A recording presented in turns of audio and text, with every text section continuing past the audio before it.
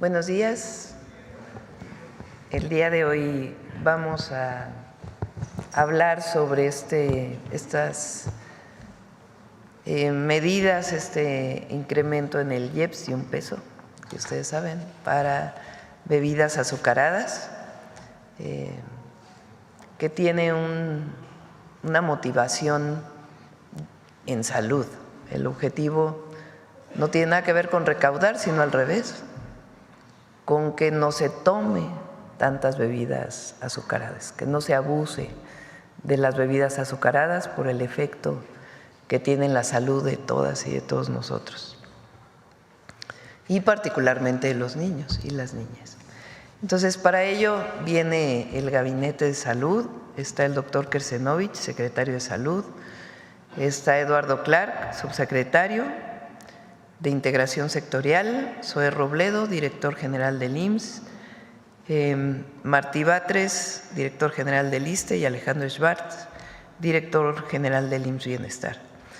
Quería comentar dos cosas antes de pasarles la palabra. La primera, hemos estado ayer pues cercanos y con los equipos junto a la jefa de gobierno por el lamentable accidente que ocurrió el día de ayer en Iztapalapa. Ha estado los 3 compañeros de los sistemas de salud muy pendientes, obviamente Secretaría de Defensa, Marina y la Coordinadora Nacional de Protección Civil, Laura Velázquez, que desde el primer momento estuvo ahí. Estamos apoyando en todo lo que se necesita, nuestra solidaridad a todos aquellos familiares que perdieron a una persona, y lo que se necesite vamos a estar ahí muy pendientes. Eso es lo primero.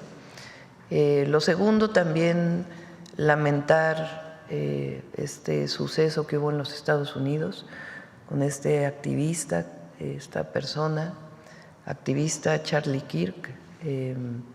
También estamos totalmente en contra de cualquier violencia y particularmente la violencia política. Entonces, también nuestra condena a actos de este tipo. Bueno, pasamos entonces al otro tema. Primero Eduardo, luego el doctor Kersenovich, luego Zoé y después Martí y Alejandro Schwartz. Adelante, Eduardo. Bueno, y está con nosotros Noemí. Muchas gracias, Presidenta. Con su permiso, hola, muy buenos días a todos. Un gusto saludarlos. Les queremos hoy platicar sobre las medidas saludables en el marco de la estrategia Vive Saludable, Vive Feliz. Ustedes saben, se presentó el paquete económico, ha generado pues mucha conversación y queremos platicarles de por qué tomamos esta decisión como sector salud. Siguiente. En primer lugar, comentarles, platicarles, mostrarles que la evidencia global es contundente. Medidas saludables como la que estamos implementando en México salvan vidas. Reducen el consumo de los productos dañinos, como es el caso de refresco y otras bebidas azucaradas. Eso hace que mejore la salud individual y poblacional, además de fortalecer las capacidades productivas de las personas que no tienen temas de incapacidades, por ejemplo, y generan finalmente, aunque no es el punto central, como mecanismo secundario, recursos que se destinan a la salud, a la prevención, a la educación. Todo esto no lo decimos nosotros, lo dicen centenares, si no miles, de médicos, científicos, organizaciones civiles, organizaciones internacionales y organismos multilaterales en México y en el mundo. Siguiente. Por ejemplo, este tipo de medidas saludables, como la que estamos implementando en nuestro país, se aplican hoy ya en más de 119 países en todo el mundo. No es algo que estamos solo haciendo en México, es una política pública aprobada. Y aquí les ponemos algunos de los ejemplos tal vez más contundentes, no los únicos, pero algunos que pueden servir para ilustrar el poder y el impacto que puede tener esto en reducir algunas conductas que dañan la salud.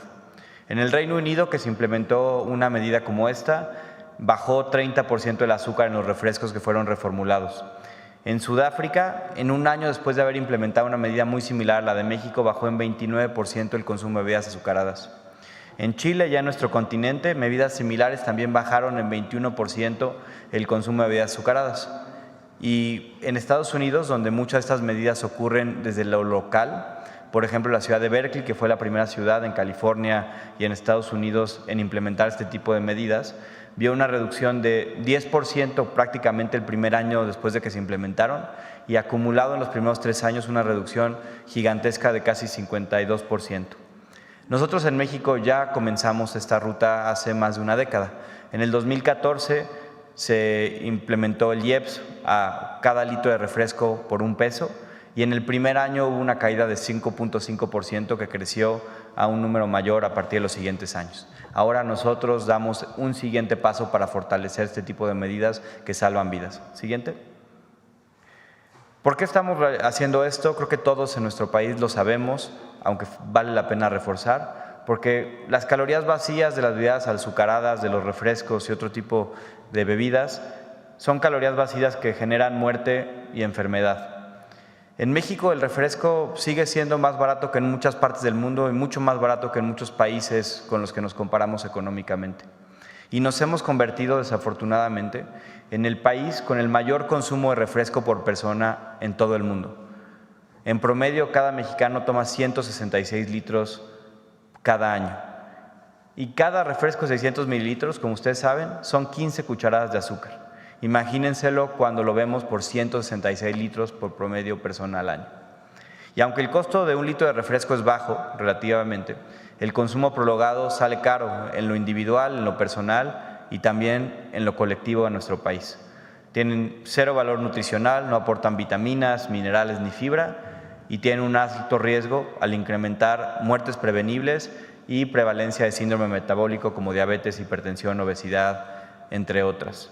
Son un factor de enfermedad masiva y son hoy la primera fuente de azúcar en la dieta mexicana. Por eso la importancia de este tipo de medidas como las que se anunciaron hace un par de días. Siguiente. El refresco y los endulcorantes. El refresco azucarado y el que tiene endulcorantes no solo causa obesidad, que luego parece ser la principal preocupación para muchas personas.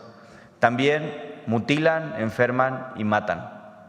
En México, por ejemplo, hoy ya 1 de cada 3 niños mexicanos tiene sobrepeso o obesidad. Muchos viven con hipertensión, muchos viven con prediabetes, y si esa prediabetes se convierte en diabetes, nunca se curará. Una consecuencia de una mala conducta en la infancia puede volverse una sentencia de enfermedad el resto de sus vidas. En México, más de 100,000 personas al año están ya en diálisis o hemodiálisis, terapia de sustitución renal. ¿Qué significa esto? Que prácticamente todos de ellos pasan 3 veces a la semana, 4 horas de su vida conectados a una máquina para seguir con vida. Tenemos más de 27,000 amputaciones cada año.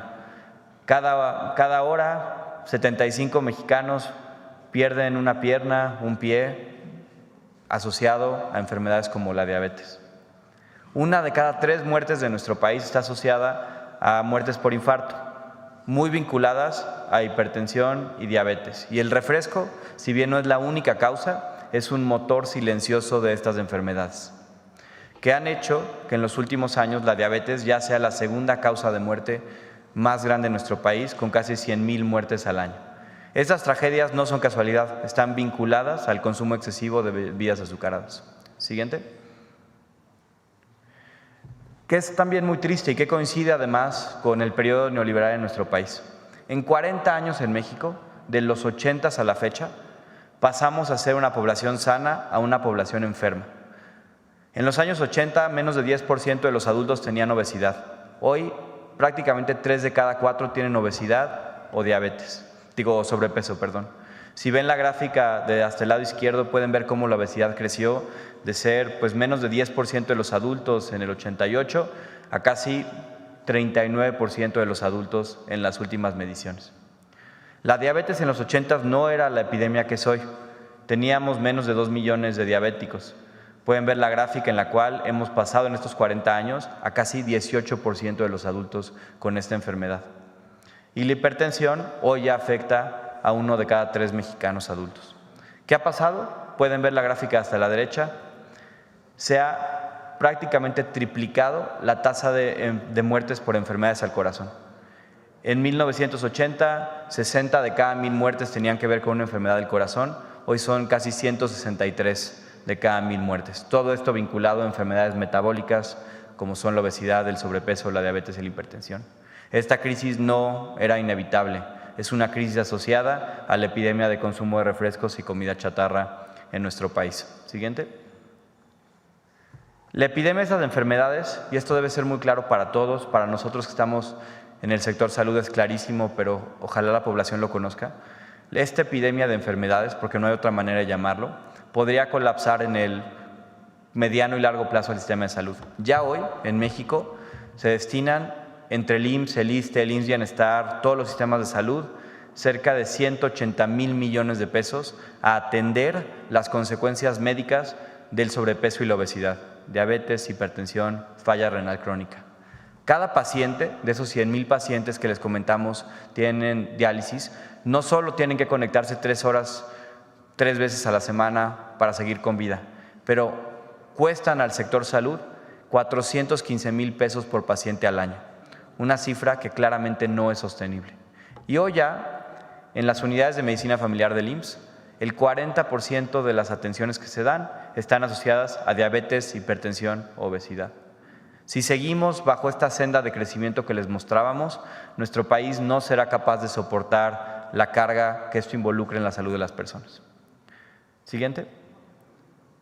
Por esa razón es que estamos implementando medidas saludables como las que se anunciaron en el paquete económico 2026, que lo que esperan es precisamente poder reducir el consumo de bebidas azucaradas y doblar la curva hacia mediano plazo para reducir la carga de enfermedades en nuestro país y mejorar el bienestar y la salud de todos los mexicanos. Este IEPS existe desde hace ya 11 años. En ese momento empezó a 1 peso por litro. Y si tomamos los primeros 2 años, donde hay mucha evidencia científica, es claro que sirvió. Redujo en casi 10% el consumo de refresco en un primer momento. Y para que ustedes sepan, 10%, si bien no es gigantesco, es importantísimo para mejorar la salud de los mexicanos, en un país que consume cerca de 24,000 millones de litros de refresco y bebidas azucaradas al año. Este IEPS fue subiendo poco a poco del 2014 a la fecha de acuerdo a la inflación, para que este año estuviera en 1.65 pesos por litro. Ahora el IEPS estará ligeramente arriba de los 3 pesos. ¿Qué significa eso? Que la versión más común de compra de refresco para los mexicanos, que es la presentación de 600 mililitros, sube aproximadamente 1 peso en su costo. ¿Pero qué esperamos con esto? No incrementar el costo, sino reducir el consumo. Esperamos, y de acuerdo a las estimaciones económicas, que esto pueda impactar en el primer y segundo año una reducción de cerca del 7% en el consumo de refresco, que nos ayude a mejorar la salud de los mexicanos. Y además, no como objetivo central, pero como un objetivo que como un también desenlace que nos ayuda, podría recaudar hasta 41,000 millones de pesos que serán destinados, como ha mencionado la presidenta, de manera íntegra a la salud de las y los mexicanos. De esa manera podemos no solo reducir el consumo de refresco, prevenir la enfermedad, pero también utilizar estos recursos para ayudar a la salud de las personas que desafortunadamente ya agravaron derivado del consumo de refrescos. Muchas gracias y le pasaría la palabra al doctor Kersenovich para que nos platique sobre qué medidas queremos implementar. Gracias, presidente. Gracias. Con su permiso, presidenta. Buenos días a todas y todos. La siguiente pregunta tiene que ver con cómo invertiremos cada peso en salud después de lo que acaba de presentar el subsecretario Eduardo Clark. Y tenemos 4 estrategias que son muy importantes para tratar precisamente de lograr que esas curvas que venían en ascenso de enfermedades crónicas no transmisibles se estabilicen y empiecen a descender. Uno tiene que ver con la prevención y promoción, que explicaré dentro de unos momentos. El segundo, con una forma de atención más moderna en el primer nivel de atención. El tercero es la incorporación de tratamientos innovadores para el manejo de estas enfermedades. Y por último, la atención de alta especialidad. Todo esto son un grupo de medidas saludables para tratar de abatir esas curvas. Me pasa la siguiente, por favor. La primera que tiene que ver en la prevención es la campaña masiva de promoción de estilos de vida saludable.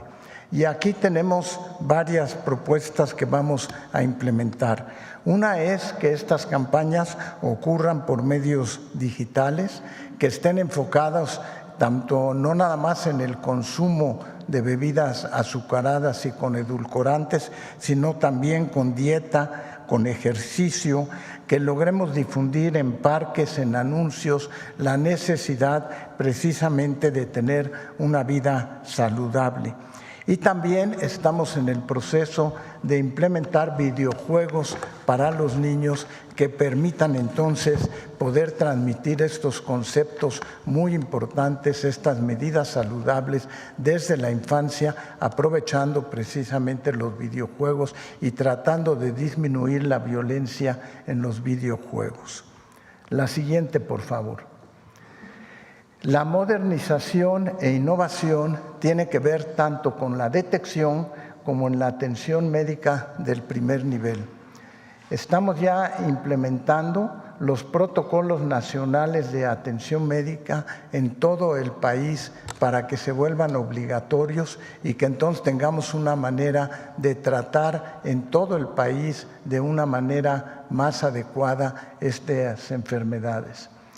Uno de los aspectos muy importantes será la implementación, y esperamos desarrollarla, para el tamizaje, detección y seguimiento remoto, y también con apoyo de inteligencia artificial. El apoyo de inteligencia artificial lo queremos aplicar también en los mejores métodos para detección y seguimiento de estas enfermedades. Dentro de unos momentos el maestro Zoe Robledo les presentará algunos de los equipos que nos permiten precisamente avanzar en la detección y seguimiento de los parámetros bioquímicos, como son la hemoglobina glicosilada, no nomás medir la glucosa, sino medir este método de hemoglobina glicosilada, permite saber. Se hace cada 3 meses, pero permite saber cómo han estado los niveles de glucosa durante ese tiempo y si se tiene o no un control adecuado. Y además, lo que viene en el futuro muy inmediato es poderlo hacer a través del teléfono, nada más acercándonos el teléfono por 1 minuto y tener la determinación de hemoglobina glicosilada. Un aspecto muy importante son los monitores continuos de glucosa, sobre todo en la población pediátrica, que nos permite tener un mejor control de cómo está ese paciente e incluso la infusión de insulina si llega a hacer falta. Y algo muy importante que vamos a implementar es la detección temprana del daño renal. Eso se hace midiendo microalbuminuria, que es una proteína que aparece en los enfermos diabéticos o con hipertensión arterial en la orina. Con una tirita se puede detectar en fase temprana si tiene daño renal o no. La siguiente, por favor. Los tratamientos más modernos estarán disponibles para todas y todos sin importar de la institución. Yo quisiera resaltar 3 ejemplos de medicamentos innovadores que nos hacen cambiar completamente el pronóstico de un paciente con estas enfermedades.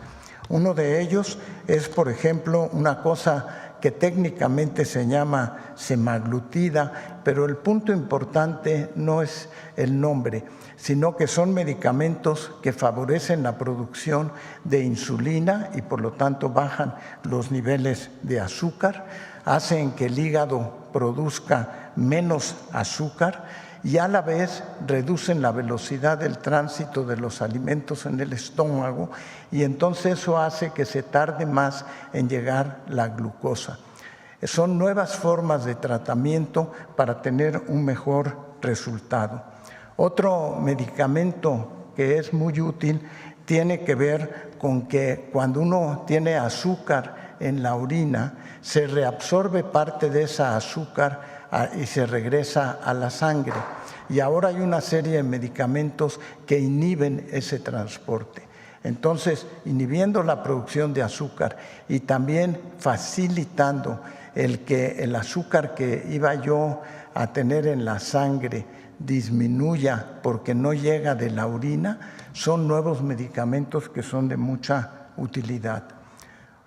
Y además los dos ayudan a bajar de peso, mejoran la insuficiencia cardíaca y por eso el concepto de una enfermedad metabólica. El otro medicamento que es muy útil para reducir la necesidad de llegar a diálisis es una resina que se toma por vía oral y va reabsorbiendo el potasio que circula por el intestino e incluso llega al excremento. Lo va reabsorbiendo y entonces va facilitando su eliminación e impide que llegue a la sangre. Un enfermo que tiene daño en sus riñones, lo que tiene como factor desencadenante es el aumento de potasio. Y si favorecemos la excreción de potasio hacia afuera, entonces podemos retrasar que los enfermos lleguen a diálisis.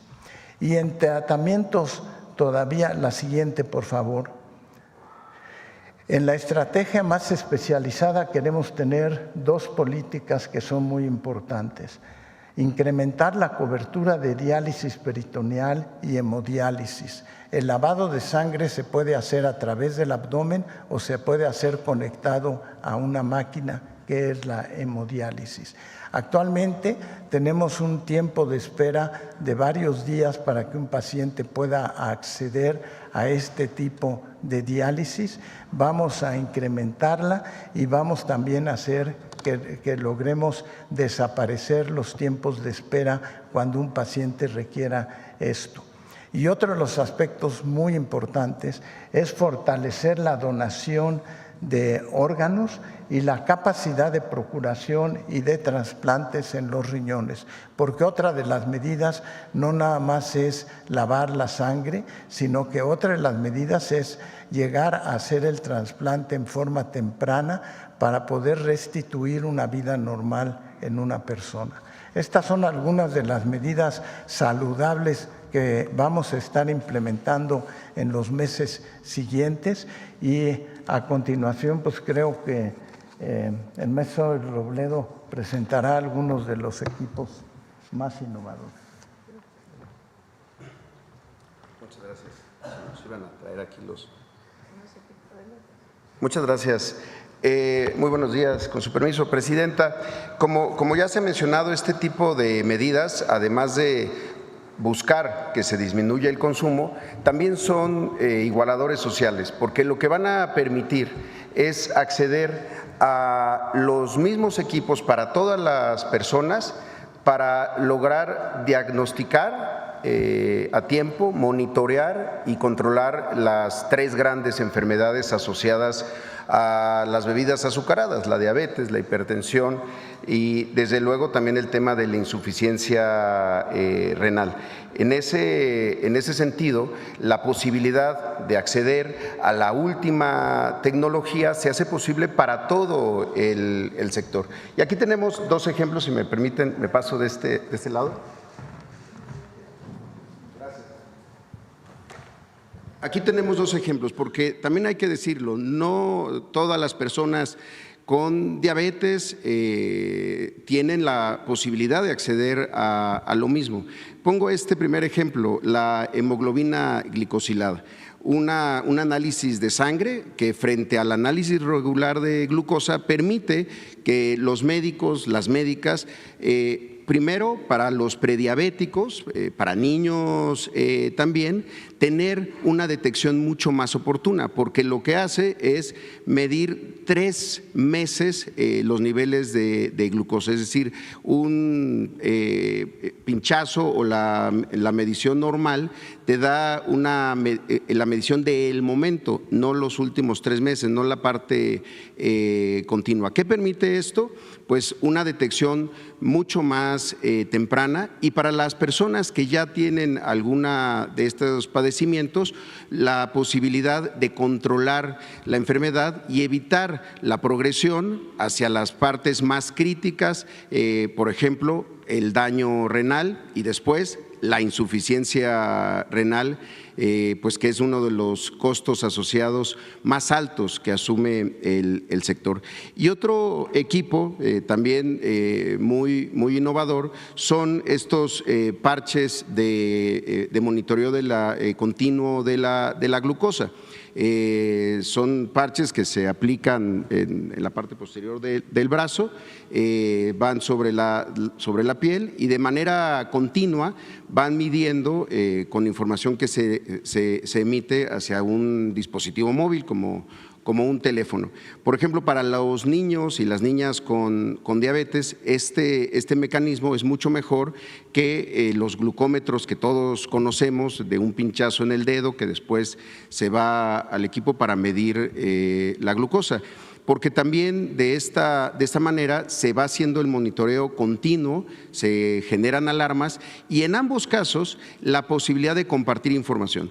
Muchas veces el argumento tenía que ver con costos o incluso que la tecnología se tenía que mandar, por ejemplo, de la hemoglobina glicosilada a un laboratorio. Como saben, la presidenta ha instruido con laboratorio en tu clínica que se tengan equipos en el primer nivel de atención. Estos son equipos que están directamente en los centros de salud, las pruebas no necesitan viajar a un laboratorio y ahí mismo, vean el tamaño del equipo, se hacen las pruebas y entonces los médicos y las médicas tienen mucho mejores herramientas para la detección y sobre todo para el control de las enfermedades. Recordemos que estas enfermedades se pueden prevenir, pero muchas veces cuando llegan ya no se pueden curar. Pero hay muchas etapas previas a la medicalización y sobre todo previas a las otras intervenciones como la diálisis o la hemodiálisis que tenemos que lograr para que tengamos, como ya se ha mencionado, pues un México, una población mucho más saludable. Es cuanto, presidente. Gracias.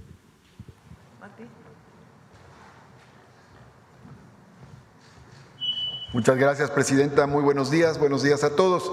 Estas medidas saludables que se están anunciando y promoviendo son muy importantes para el ISSSTE. El ISSSTE tiene una derechohabiencia que tiene un porcentaje muy elevado de personas mayores. El 60% de las personas derechohabientes del ISSSTE son mayores de 40 años, el 40% es mayor de 60 años y por lo tanto el tema de la diabetes, de la hipertensión son muy fuertes en nuestra institución. Tenemos una gran demanda de medicamentos como metformina, insulina, sitagliptina, liraglutide y tenemos que ir agrandando cada vez más los volúmenes de este tipo de medicamentos. Sin embargo, no ha sido suficiente y en los hospitales regionales que se han inaugurado por la presidenta a lo largo de este año, los 3, Torreón, Acapulco, Tlajomulco, en cada uno de ellos hay salas de 50 equipos de hemodiálisis, o sea, cada vez incorporamos más y más equipos de hemodiálisis y esto implica o quiere decir que la calidad de vida de las personas que acuden a estos está ya muy deteriorada. Por lo tanto, necesitamos medidas saludables, medidas preventivas como estas que se han anunciado. Simple y sencillamente lo que nosotros le comentamos a la gente directamente, a nuestros derechohabientes, es que para que puedan medir lo que significa un refresco en términos de azúcar, es como si a un café le echaran 15 cucharadas de azúcar. ¿Qué cara pondríamos si frente a nuestros ojos le ponen 15 cucharadas de azúcar a un café? Pues eso es un refresco y de esta forma pues hay una sensibilización del impacto tan negativo que esto tiene para nuestra salud. Por lo tanto, nos parecen medidas saludables muy importantes para la derechohabiencia del ISSSTE. Gracias, presidenta.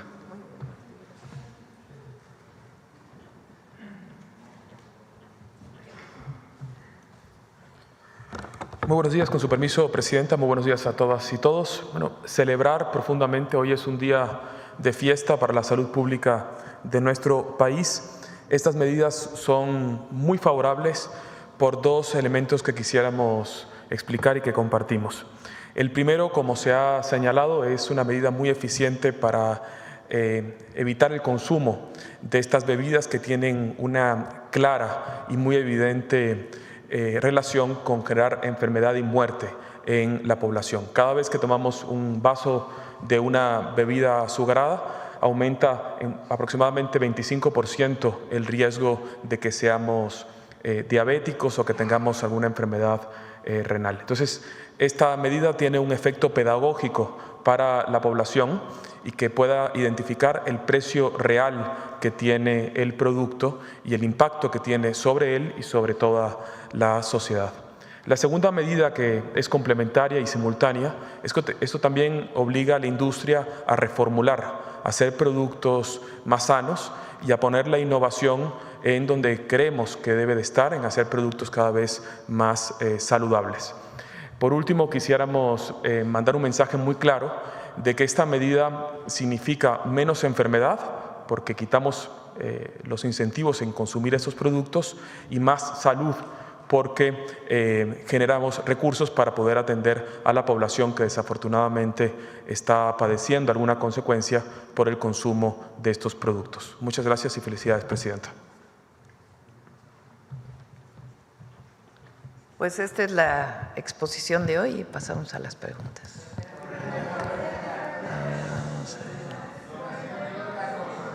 A ver, Carlos, que hace mucho que no preguntas. Atrás. Sí. Hay muchos Carlos. No, ¿cómo te llamas? Atrás.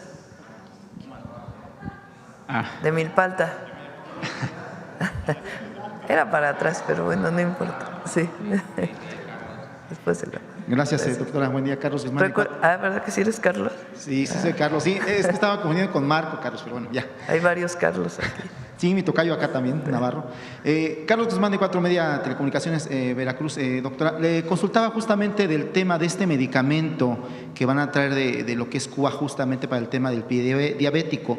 No sé de inicio si el doctor Kesenovich, que le sabe al tema, nos puede comentar de qué se trata este medicamento, qué beneficios tiene y cuándo podría estar aquí en nuestro país, doctora. Muchas gracias. Es un medicamento, yo llamaría innovador, muy importante.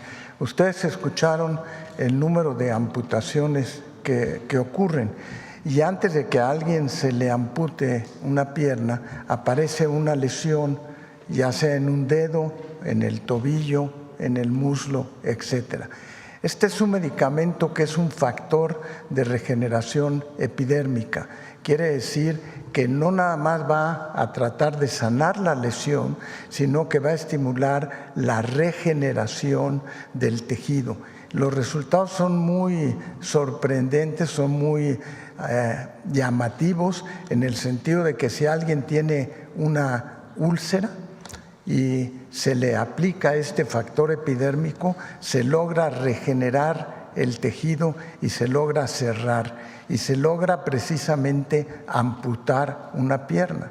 Y eso es un medicamento muy importante en la atención primaria. Cuando a un diabético le aparece por presión o cuando aplica al caminar sus zapatos, etcétera, es importante en la fase temprana hacerlo. Es tecnología innovadora, tecnología que tiene base molecular de regeneración de tejidos.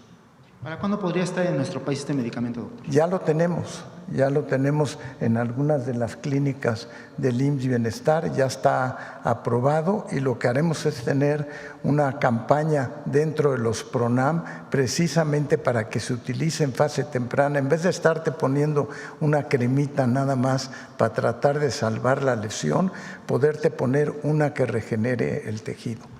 Y aprovechando que está el uso de la voz, doctor, usted que es el especialista en este tema, pues el tema de los refrescos, sí me gustaría que nos comentara si hay alguna propuesta para reformulación de refrescos, ya que todos ya no tienen azúcar, tienen aspartame y acesulfame, que son sustancias que se está incluso investigando que tienen propensión a generar ciertos tipos de cáncer.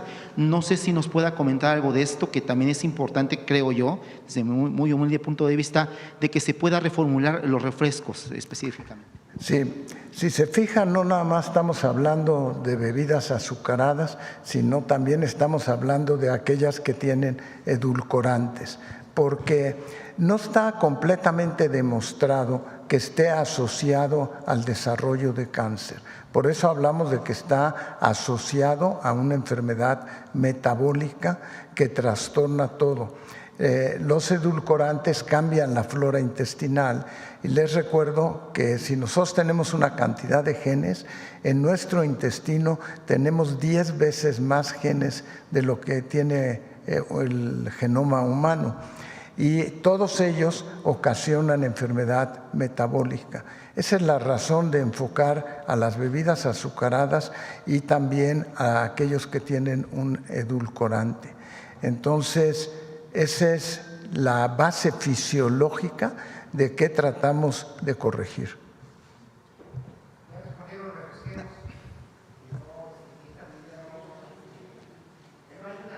La reducción de refrescos, el consumo de refrescos. ¿Qué opinas sobre esta? Es que no es nada más el aspecto de el costo del refresco, etcétera. Tiene que ver con los consumos en exceso y tiene que ver con los efectos fisiológicos que nos afectan. El subsecretario mostró muy bien cómo hemos ido aumentando la frecuencia de diabetes, de enfermedad cardiovascular y como factor de riesgo el sobrepeso y la obesidad. Si nada más hablamos de un solo factor, no logramos entonces abatir estas enfermedades. Tenemos que entender por qué se hace necesario limitar el número de bebidas refrescantes y con edulcorantes como una más de las medidas que van acompañadas de mejoras en la manera en que tratamos y prevenimos estas enfermedades. Y ya finalmente, doctora, el día de hoy comienza, y es la primera sesión de la nueva Suprema Corte de Justicia de la Nación. Hay un caso que sí sería importante que se retomara, que es el caso del ex titular del INE, que se amparó justamente o le dieron una suspensión para evitar de que su nombre apareciera en la cita histórica en los libros de texto donde pues discrimina a los grupos indígenas, básicamente el tema de Guanajuato. No sé si ya la consejera jurídica le comentó si se puede hacer algo al respecto o si haría un llamado respetuoso a la Suprema Corte, que ahora que tiene a una persona de pueblos originarios al frente, de revisar justamente este tema. Hay muchos casos en los cuales pues, se ha mantenido lo del 88, la caída del sistema, lo del 70 con Jacobo Zabludowski, que dijo que fue, el 68, que fue un día soleado cuando había una masacre en Tlatelolco. No sé si le hayan comentado algo de esto, doctora. Muchas gracias. No nos vamos a meter nosotros a eso. Depende de la Corte, a lo que definan las ministras y los ministros. Lo que sí voy a aprovechar para aclarar algo. Hay la norma, las leyes establecen que en el presupuesto de egresos de la Federación, lo que se envía de cómo se va a invertir el recurso público al Congreso y ellos lo aprueban, en el caso de los organismos que son, de los poderes que son autónomos, lo que envían es lo que se tiene que poner en el presupuesto. Entonces, la Corte, los anteriores ministros, enviaron su presupuesto, si se acuerdan, hace como 2 meses más o menos, y ahí viene un incremento en el presupuesto del Poder Judicial bastante alto, son como 15,000 millones de pesos adicionales.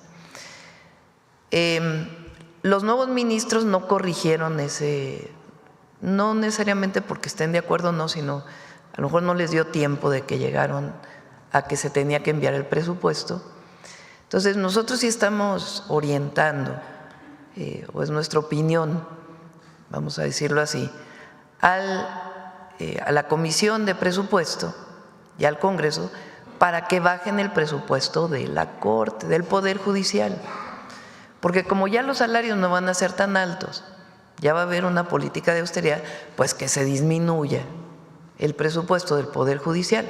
Y esos 15,000 millones de pesos que se reorienten ahí donde hay pues mayor necesidad. Por ejemplo, el INAH sí salió el presupuesto con un poco menos. Ya no tuve yo la oportunidad de revisarlo, pero tiene que tener más presupuesto. Entonces, estos 15,000 que bajan del Poder Judicial, pues se puede poner en el Instituto Nacional de Antropología e Historia, en algunas universidades que también salieron bajos sus presupuestos, Y, por ejemplo, más inversión para proyectos de infraestructura o salud o educación o los principales derechos del pueblo de México. Eso lo quería aclarar porque parece que nosotros enviamos un presupuesto más alto del Poder Judicial y no fue así. Enviamos justo lo que mandó la anterior Corte y desde nuestro punto de vista no requiere tanto presupuesto y de ahí el Congreso puede redistribuir pues a las acciones más importantes.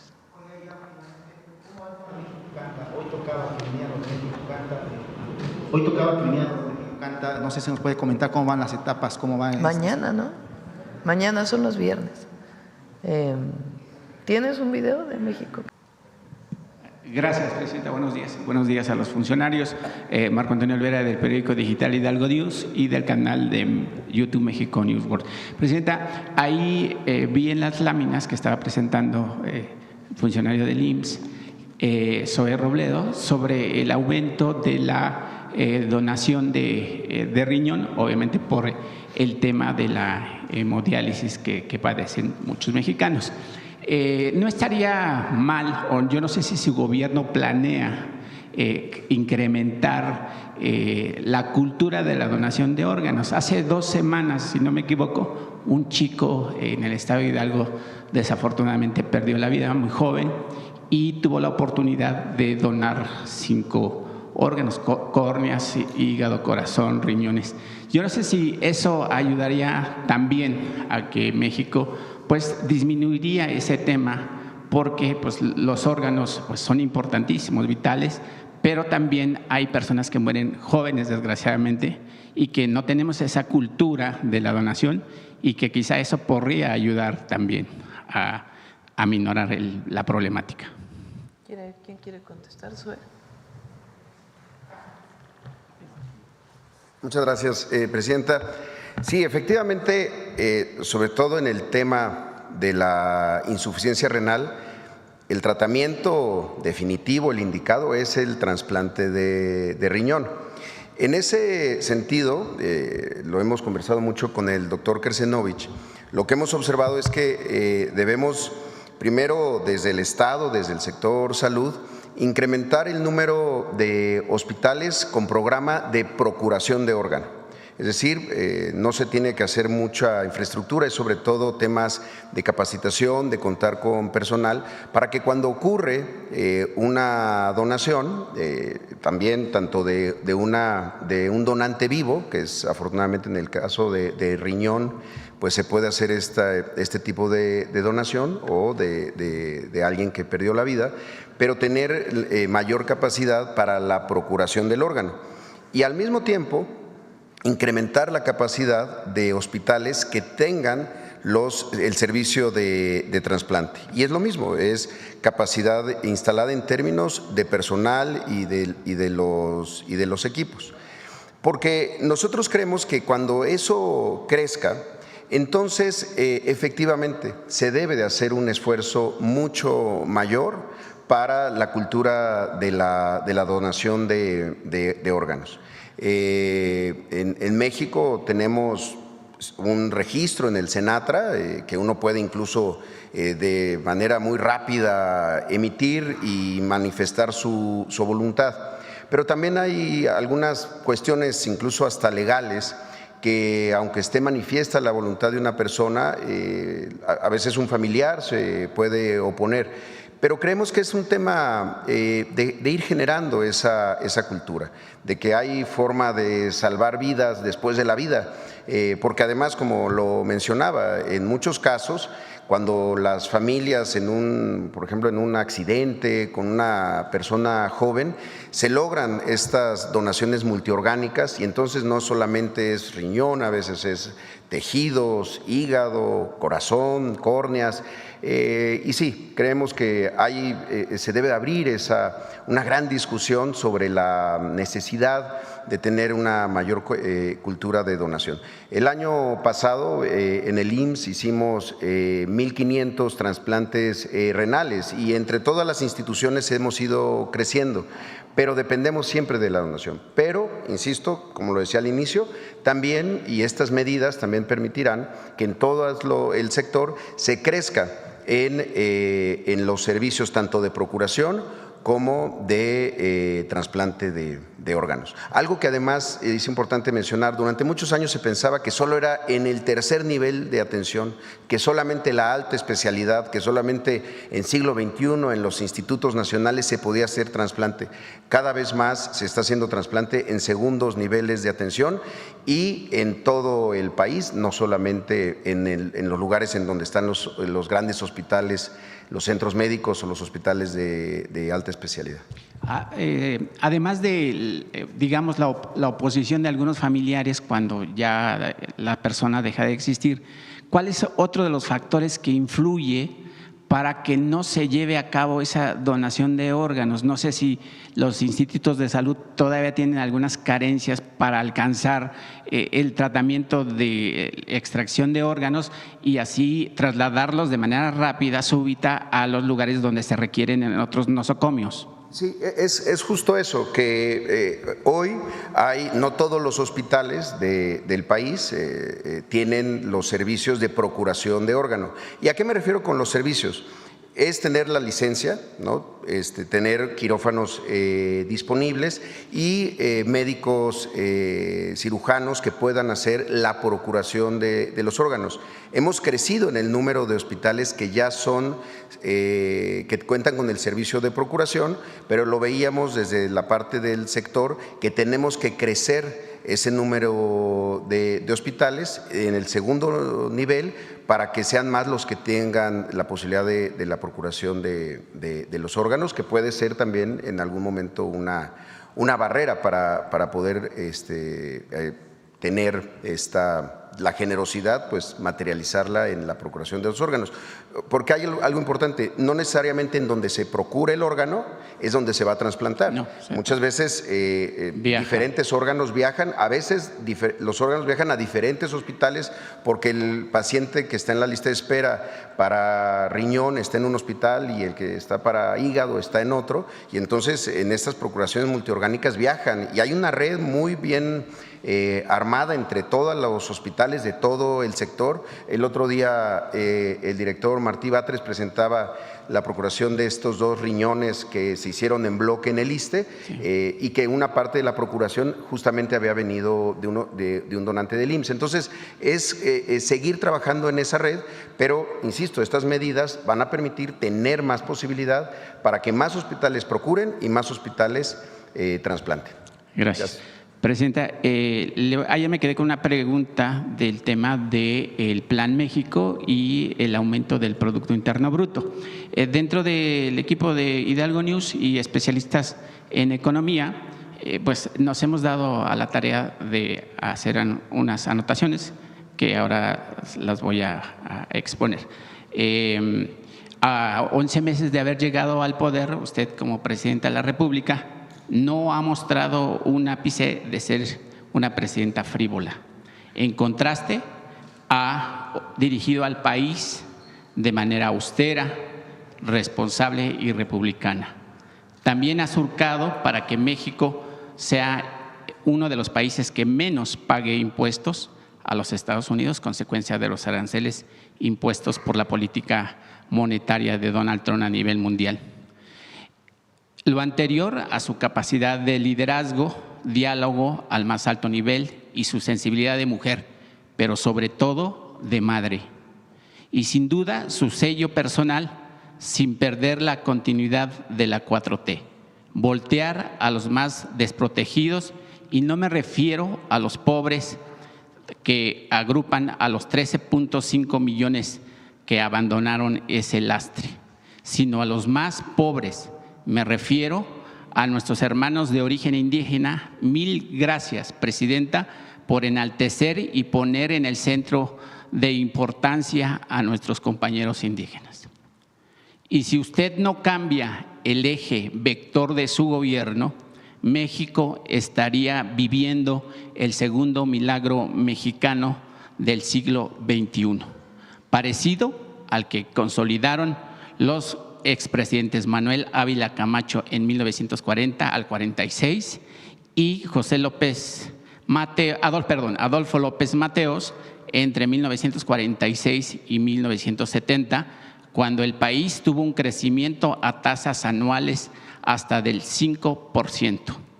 Y creo que podría suceder si se ejecutan las siguientes anotaciones, según nuestros compañeros, encabezadas por el economista Ronald Moncayo. El Plan México debe de funcionar ya, porque nos dará el porcentaje del 4% anualmente en crecimiento.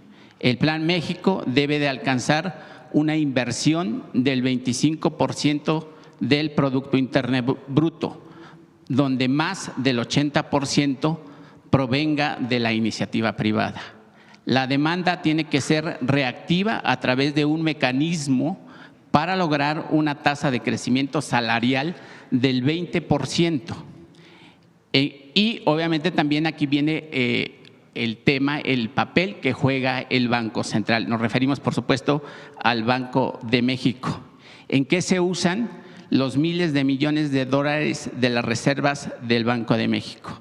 ¿Están en la bóveda del banco? ¿Qué hacen ahí durmiendo esos miles de millones de dólares?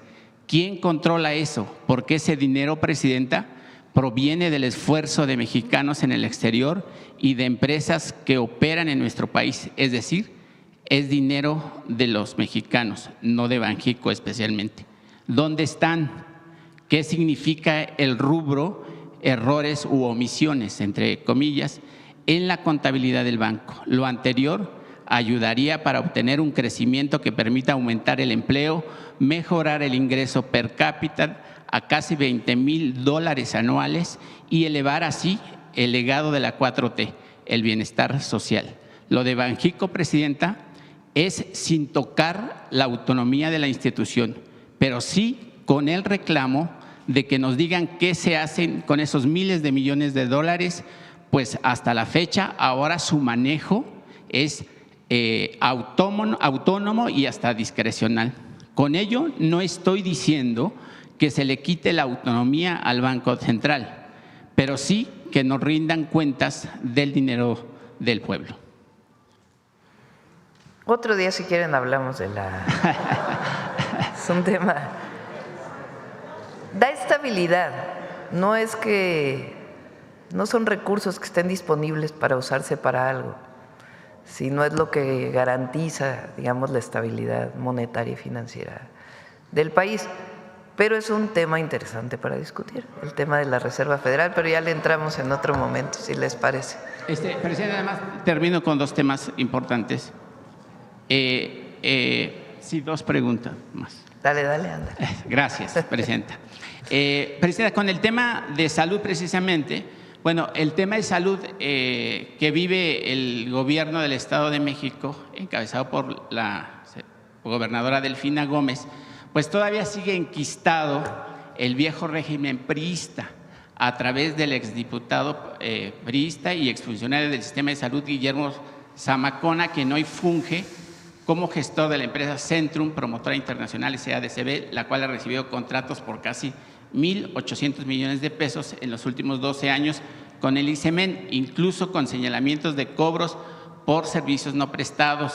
La preocupación es que ahora, en contubernio con la propia Contralora del Estado, Hilda Salazar Gil, se están ejerciendo presiones indebidas de esta empresa para recuperar contratos que perdieron por no cumplir. Presidenta, ¿cómo terminar con ese lastre? Porque la oposición y demás dicen que no hay medicamentos, que no se distribuyen de manera adecuada, que no hay hospitales o que están carentes de implementos para llevar a cualquier atención médica.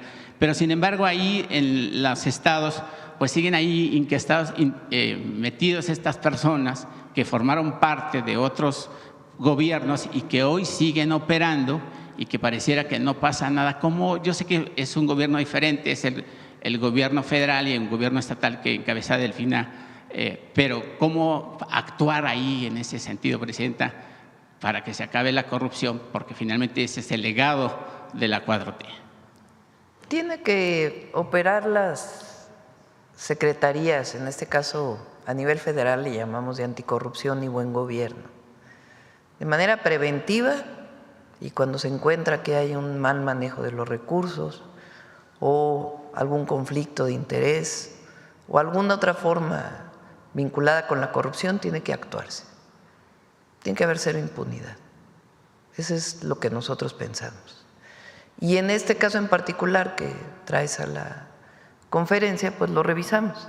Le pedimos a Raquel, sea recurso federal o estatal, que pueda revisarlo y en todo caso enviarle a la maestra pues, algún comentario sobre eso. Y ya para concluir rápido, Presidenta, el salario de cualquier trabajador, así sea el policía, la enfermera, el sueldo de usted o el mío, el de mis compañeros, siempre es digno y se respeta.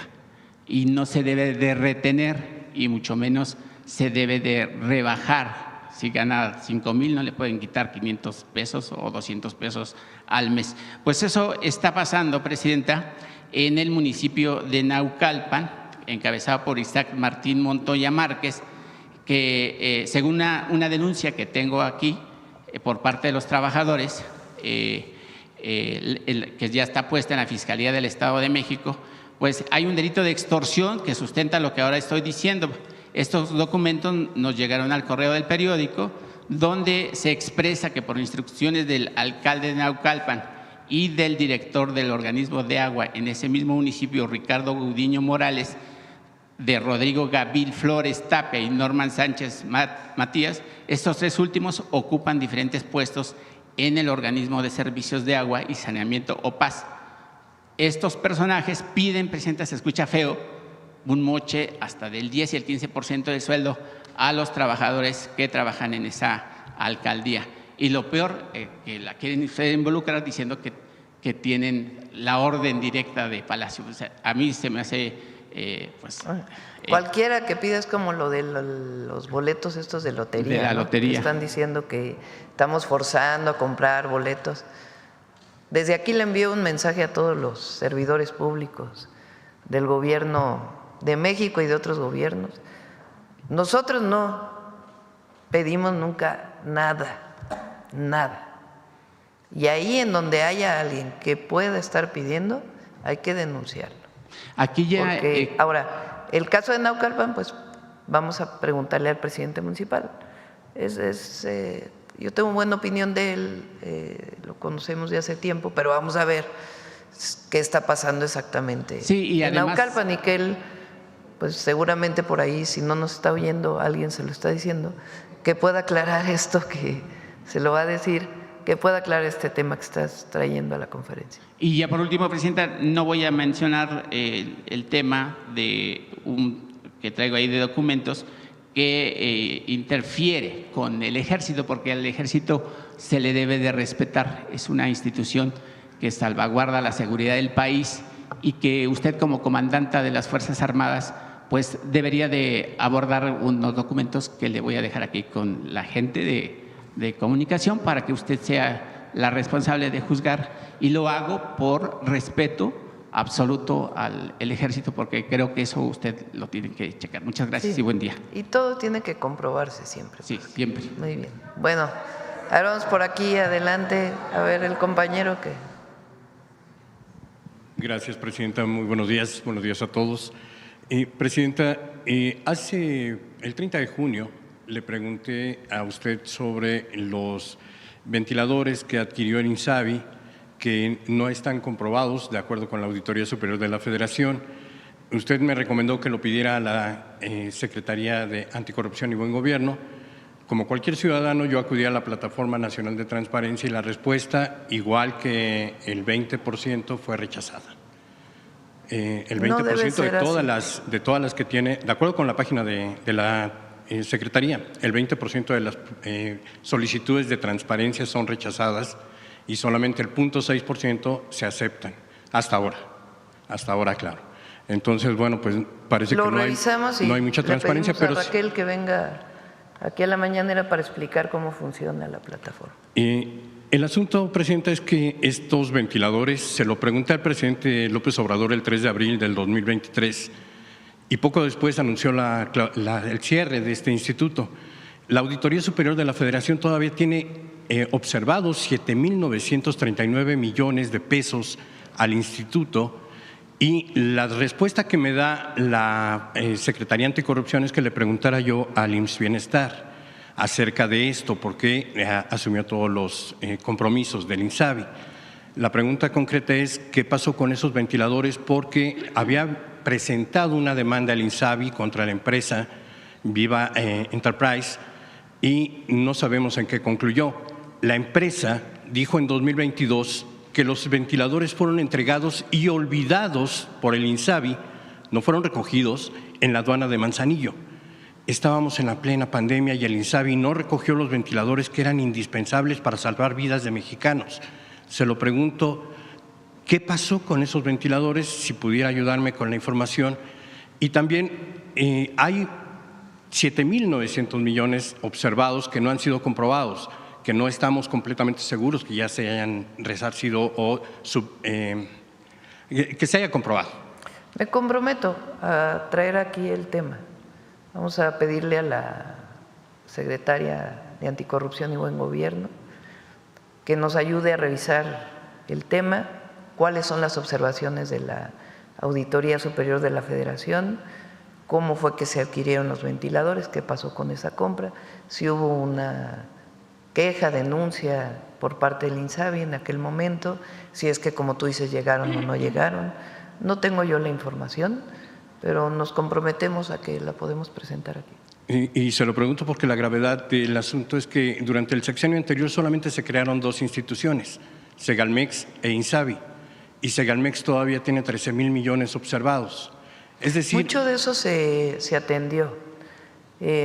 También me comprometo a traer aquí lo de Segalmex para que lo que diga Anticorrupción no es que yo vaya a hacer la investigación, qué fue lo que pasó, cuántas personas están detenidas, para que sea transparente todo.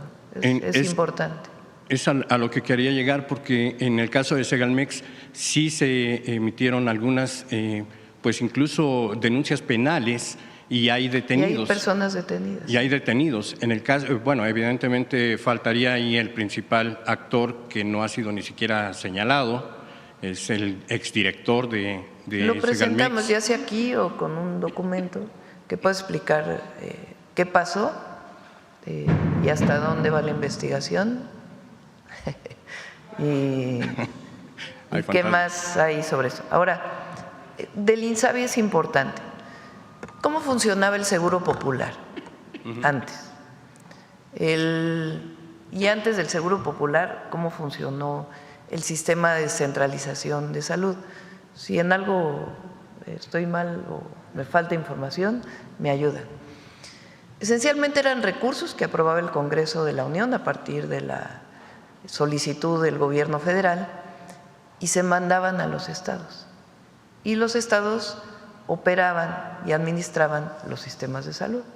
Había una parte del presupuesto de los sistemas de salud que tenía que ver con el Seguro Popular o con alguna otra distribución. Hay fondos que todavía quedan de esa disposición del presupuesto que ahora queremos modificar para que sea más transparente la inversión en salud. Entonces había fondo del gobierno federal que se enviaba al Estado y el Estado con ese fondo se podía utilizar en ciertas cosas. ¿Por qué lo sé? Pues porque fui jefa de gobierno. En el gobierno de la Ciudad de México, una parte muy importante del sistema de salud eran recursos propios, otros son recursos federales que vienen de transferencias federales a partir de la Ley de Coordinación Fiscal y otra a partir de estos fondos que enviaba en su momento otras instituciones, después el Seguro Popular y después, cuando llegue el presidente López Obrador, a través del INSABI. INSABI en realidad distribuía estos recursos. El objetivo del presidente López Obrador siempre fue centralizar de nuevo el sistema de salud, porque la descentralización generó muchísimos problemas de corrupción, pero también de mal servicio. En ningún lugar había una buena atención por falta de recursos, por problemas. Al centralizar, pues tienes mejor capacidad de atender, que es lo que estamos haciendo ahora. El INSABI hasta donde funcionó, porque finalmente vino la pandemia y hubo que atender al 100% la pandemia, en realidad también distribuía los recursos a los estados. No pudo lograr convertirse en una institución que es centralizar a los sistemas de salud. Finalmente, después de la pandemia, el presidente López Obrador dice, mejor vamos a crear el IMSS Bienestar, que es una nueva institución, no es el IMSS, pero en ciertas formas esa imagen y semejanza del IMSS, porque con toda su problemática que pueda tener el IMSS, es un muy buen sistema de salud. Entonces, ahora hay el IMSS Bienestar, el IMSS y el ISSSTE como los principales sistemas de salud. Entonces, el INSABI en realidad distribuía los recursos y hasta que se forme el IMSS Bienestar es que comienza a consolidarse un sistema centralizado de salud. Seguimos en eso. Sí, gracias, presidenta. Y precisamente sobre esa distribución de recursos que usted menciona, la Auditoría Superior de la Federación habla de cerca de 5,000 millones de pesos que el INSABI no distribuyó entre los estados. Pero no son las únicas irregularidades, presidenta. INSABI firmó un documento con UNOPS, la Oficina de Naciones Unidas para Proyectos y Servicios, para que compraran los medicamentos, la compra consolidada de 2021, 22, 23, 24. UNOPS no cumplió, ni siquiera el 70%. El doctor Clark, Eduardo Clark puede ampliarnos esa información, pero no se cumplió con lo que se estableció y a UNOPS se le pagaron cerca de $10 millones y no hay responsables. O sea, fue un desastre. Pero, a ver, el INSABI. No fue un desastre, porque les digo, yo lo viví como jefa de gobierno, nos tocó la pandemia y la dificultad que representó eso, y siempre recibimos los recursos, recibimos apoyo del INSABI, siempre. Entonces, ¿qué es lo que ocurre en nuestro país? ¿Cómo funciona la revisión del gasto público o de la inversión pública? Cuando son recursos federales, la Auditoría Superior de la Federación, que es nombrada por la Cámara de Diputados y depende de la Cámara de Diputados, hace auditorías, tiene su plan de auditorías que establece junto con la comisión ¿cómo se llama? La comisión del Congreso. De vigilancia. La comisión que tiene que ver con auditorías del Congreso de la Unión, de la Cámara de Diputados, y definen no es de cuenta pública. Comisión de vigilancia de la auditoría. De vigilancia. Entonces, hacen su plan de auditorías. Entonces, por ejemplo, para este año, el plan de auditoría se definió desde el año pasado y dicen vamos a hacer auditoría aquí, aquí, aquí, aquí. Van con una metodología a hacer la auditoría a una institución. Hacen la auditoría o piden la información, hacen la auditoría y salen una serie de observaciones que hacen públicas. Hay observación en el gasto de esta partida, de esto que se compró, de esto que se invirtió, no hay suficiente información sobre esto. La institución tiene un tiempo para contestar. Después de eso, revisa la auditoría. Hay una segunda compulsa, se llama, de información. Cuando ya no hay, digamos, posibilidad de resolver la observación, entonces la Auditoría Superior de la Federación tiene la responsabilidad, si es grave, de enviarlo a la Fiscalía General de la República para que inicie su investigación. Si es de tipo solamente administrativo, hacer las sanciones o pasarlo a la sala del Tribunal de Justicia Administrativa para que esa sala haga sus observaciones, sus denuncias y las sanciones administrativas que tiene que haber. Entonces, la auditoría tiene que pasar también pues, a la parte de la denuncia formal. Entonces, vamos a ver en qué paso está esto que mencionas y que pueda transparentarse para todas y todos. Gracias, presidenta. Usted sí conoce el procedimiento. Solamente me faltaría agregar allí que las auditorías generalmente se hacen un año después de concluir el ejercicio fiscal. Así es. Y se tiene un año más para la comprobación y un año más para no, y todavía si el Tribunal de Justicia Administrativa pone una sanción, todavía el servidor público, la institución, puede tener acceso incluso a un amparo a todo el procedimiento jurídico que existe en las leyes mexicanas. El asunto es que estamos hablando de auditoría de 2020, o sea, hace 5 años ya era tiempo para que lo hubieran comprobado, pero bueno, vamos a esperar el informe que usted nos va a presentar. ¿Y qué dice la auditoría también? Claro, esperamos el informe entonces que nos va a presentar. Y finalmente, también relacionado con este tema de INSABI, hay adeudos con la industria farmacéutica por parte de INSABI durante 2020, 21, 22 y 23. Preguntarle porque, de acuerdo con la industria farmacéutica, ascenderían a cerca de 30,000 millones de pesos y de acuerdo con el Consejo Coordinador Empresarial serían 40,000. No es tanto. Sí hay adeudos, no del 2020, no de aquella época. Hay algunos del 23 y algunos del 24 que están revisando el área administrativa del IMSS Bienestar, que es quien asume, y se va a pagar lo que se tenga que pagar. ¿Hay fecha para ello? ¿Están obligado el gobierno a una fecha determinada? Sí, si no, ellos pueden interponer las medidas, se pueden denunciar, pero en la revisión que se está haciendo, ahí donde haya adeudo, se va a pagar. Finalmente, Presidenta, y ya para no abusar del tiempo, me gustaría preguntarle, esta decisión de su gobierno de llevar a cabo una reforma electoral, ¿tendrá como base la reforma electoral presentada por el presidente López Obrador? No tenemos propuesta en este momento. Hay una orientación que ni siquiera es mía, es de la gente, que es el tema de tantos plurinominales a través de listas y el tema de los recursos, que es para mí lo esencial que debe de tocar la reforma electoral. No se trata de que no haya representación de las minorías, no se trata de eso, pero estas listas de plurinominales, que son 200 en el Congreso, pues representan una erogación muy grande y al pueblo no le gusta, porque hacen ustedes todas las encuestas que hagan y se tiene conocimiento de qué quiere decir el diputado plurinominal, que se reconoce como aquel que no surge del voto popular de manera directa, y la gente no está de acuerdo. Entonces tenemos que cambiar eso. Pero se mantendrá la independencia del Sí, totalmente, ya lo dije, la independencia del INE, del padrón electoral, de la lista nominal, etcétera, etcétera. Eso no tiene problema.